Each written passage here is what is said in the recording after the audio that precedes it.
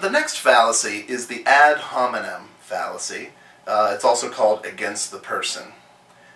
In this class, we'll refer to it as the ad hominem. It's a very commonly used Latin phrase. The ad hominem argument has two steps to it.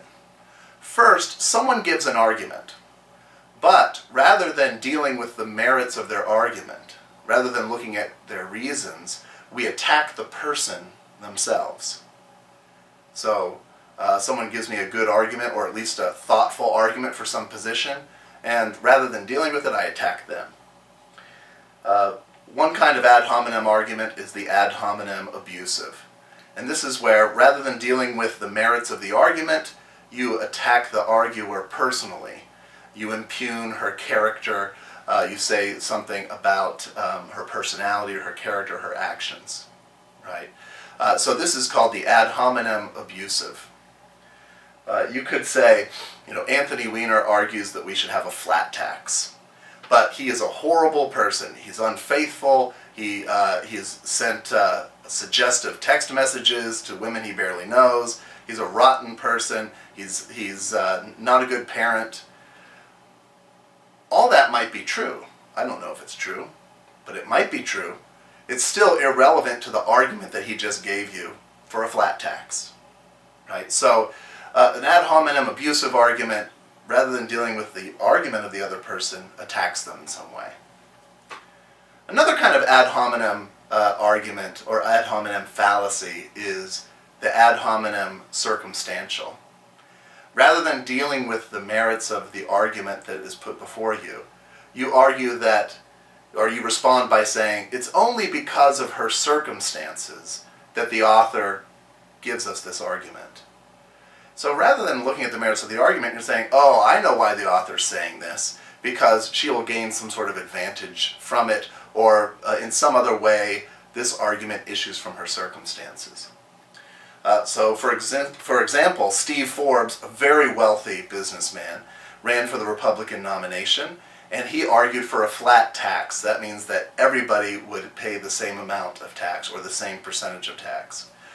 He thought that this sort of a taxation system would raise more money and be more fair and more productive for the economy. He would give reasons for it. But also, since he was a billionaire, he would gain a lot from the passage of the flat tax. And so the interlocutor might say something like this: oh, Steve Forbes gave this argument that we should have a flat tax. But he's only saying that because if we pass a flat tax, he'll save tens of millions of dollars a year. Well, it might be true that Steve Forbes will save tens of millions of dollars a year if we pass a flat tax, but that's irrelevant to the merits of his case. Maybe he gave a good argument for the flat tax. It's irrelevant that he might benefit from it. So a lot of people do this on purpose, just to avoid dealing with the merits of someone's position. Instead, they attack them either by attacking their character with the ad hominem abusive, or they attack their circumstances and say, this argument is the result of this person's circumstances. And neither of those are relevant. The final kind of ad hominem argument is called the tu quoque, which means, and you also. And what the tu quoque fallacy does is it suggests that the arguer is a hypocrite in one way or another. So again, you can see it's a fallacy. We're not dealing with the position of the arguer. Instead, we're attacking the arguer and saying that the arguer is somehow hypocritical for bringing forward that argument. A couple examples of this. Al Gore was running for president, and he was giving an argument that we should have serious campaign finance reform. It was during one of the debates.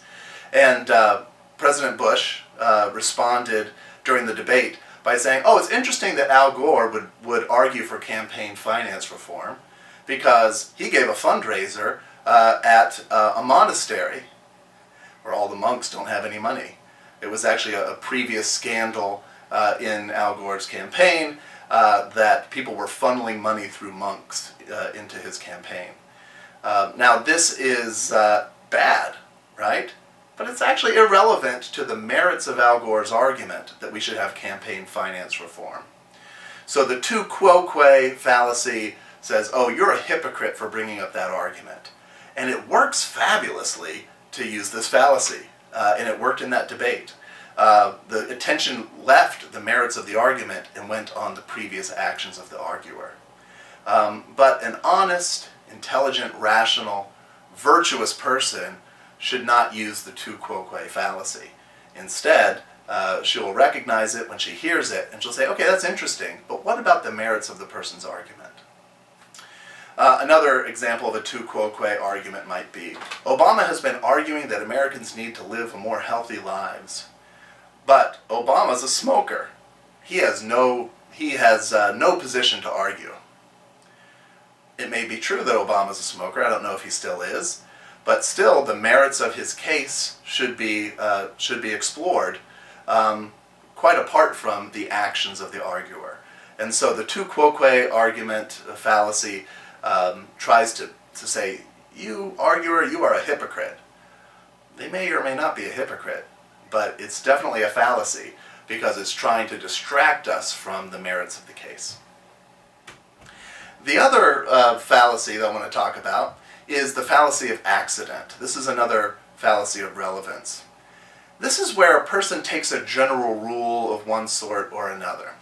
And the general rule is applied to a case that is actually a clear exception to the rule. So people will try to argue that something should be done based on a general rule, when the rule was never intended to apply to that kind of case. For instance, you might say, look, this is kind of a silly argument, but someone might say, you should never take other people's property. Therefore, you should not wrest the gun out of the hand of that homicidal maniac. Now, it's true you shouldn't take people's property, but it's understood that if you have to take someone's property in order to save human lives, you should do so, right? You should never betray someone's trust. Therefore, you should not tell that girl's parents that she's thinking of committing suicide. Well, that's one of the well-known and accepted exceptions to the rule of keeping a promise or keeping a secret. If you have to break a promise in order to save someone's life, then you should. Another example you'll sometimes hear is people will say, you have to respect freedom of speech. Therefore, it's okay for someone to yell fire in a crowded theater. Well, this actually came up in a famous Supreme Court case, talking about the limits of freedom of speech. So it's true that people have freedom of speech, but it doesn't mean that you can say anything that you want in any kind of circumstance. There are limitations, there are libel laws, and you have to make sure that you're not endangering other people in a direct fashion. So the fallacy of the accident, again, takes a general rule and applies it to a case that it was never intended to apply to. And so in these cases, what you have to do is point out, oh, this is a clear exception to that rule, right? You're assuming that the rule applies to this case when it doesn't. Another fallacy of relevance that is very common is the fallacy of the straw man. Now, the straw man argument also has this character of two parts. First of all, someone has a position or an argument. Now, I would like to refute their argument, but let's say it's really a good one, and I don't really know what to say about it. So what do? Well, I recreate their argument in a weaker form, and I put that forward as their position, and then I attack this weaker version of their position. So rather than address the strongest version of the other person's position, I address a weakened form of it. And I make it look like I have decimated their position. I make it look like I have shown that their position is irrational. But in fact, it wasn't ever their position in the first place. And that is the straw man fallacy.